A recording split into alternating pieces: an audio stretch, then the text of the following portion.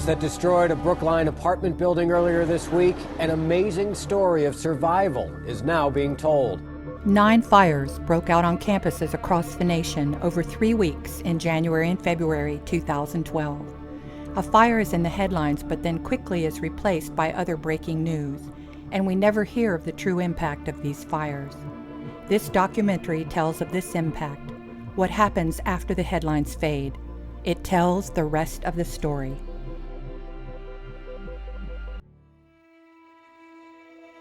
The most tragic fires in January were the ones that occurred off campus.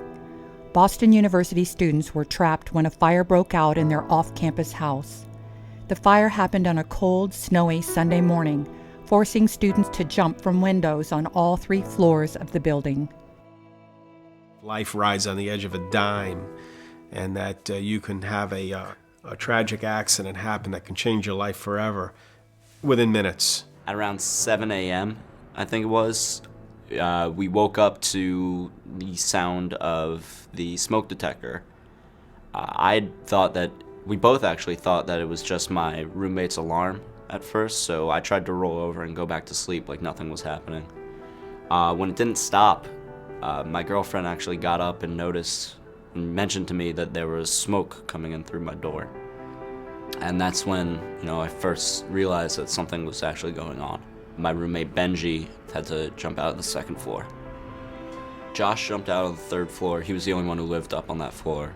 I think the first thing I remember is waking up in the rehab hospital for the first time, looking around and looking at my feeding tube and looking at my bandage on my neck and just being really mad. Josh was hospitalized for about 11 weeks after his accident.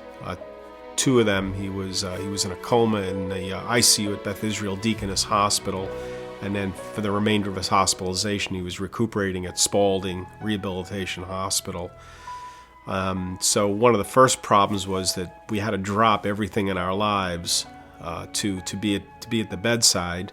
Yeah, I can't see, and I can't speak, I can't walk. It's like, I don't know. It's just weird, just a weird new existence. My speech is not what it used to be because of my brain injury. I'm not sure if it affected my hearing because I think it actually helped my hearing because my sight is really poor right now. I am sure that every single parent that I interacted with, parents of college-age students, are a lot more vigilant at this time about checking smoke detectors and checking for sprinkler systems and checking for fire escapes and checking for college policies about these sort of things, because every single one of them understands that devastating accidents like this can happen very, very quickly, and it's just another risk that you have to add to all the other risks that you send with your child off to college. Fire safety is definitely a concern to me now.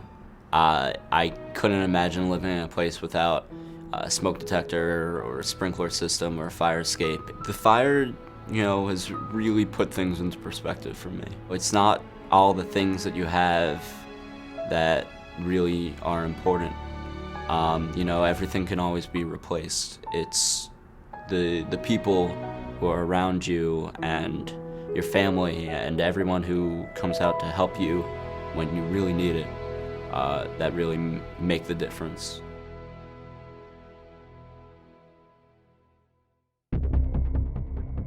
A fire broke out in the basement of a 4-story off-campus apartment building where a Suffolk University student lived. The fire spread quickly up a stairwell into apartments on all 4 floors of the building. I woke up to the fire alarm. Then came the engine sirens. Assumed that we probably would have to be evacuated. Allie Wheeler hurried to the living room. Down the hallway, I couldn't see anything. Out the front door, I couldn't see anything. She panicked and called a roommate who was outside. And I'm like, what am I supposed to do? How am I supposed to get out? Her roommate said the rear staircase. I couldn't see anything. Yeah, I didn't put my glasses on. I just basically tried running. A second roommate tried to find her. He tried to come up and rescue me, but he made it to level 2 and couldn't make it up past that. Smoke consumed everything. Firefighters raced to knock down the flames. Wheeler pressed her face to the screen to find oxygen. I passed out.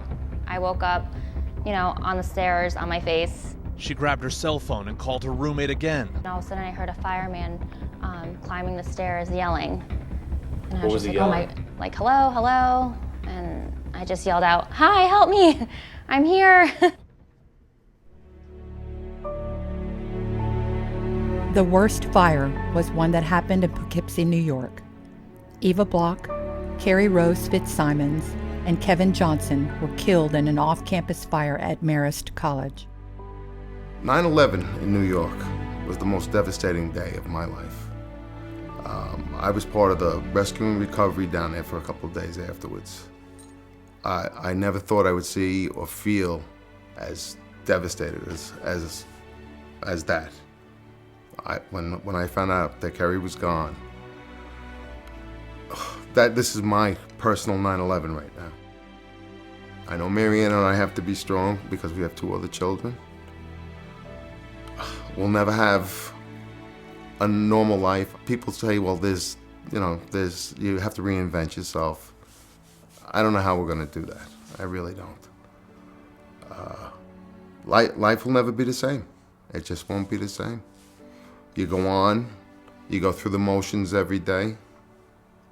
It's just extremely difficult. Extremely difficult. Carrie Rose was awesome. Good days. A good day, I guess, would be a day that we didn't cry. We haven't had a good day yet. Just be extremely careful where your children live. Make sure every possible fire safety device that could be installed in the house is there. And just tell your kids, make them so aware of the dangers that could happen to them. You know what Carrie's mistake was? She went to bed that night. That was her only mistake.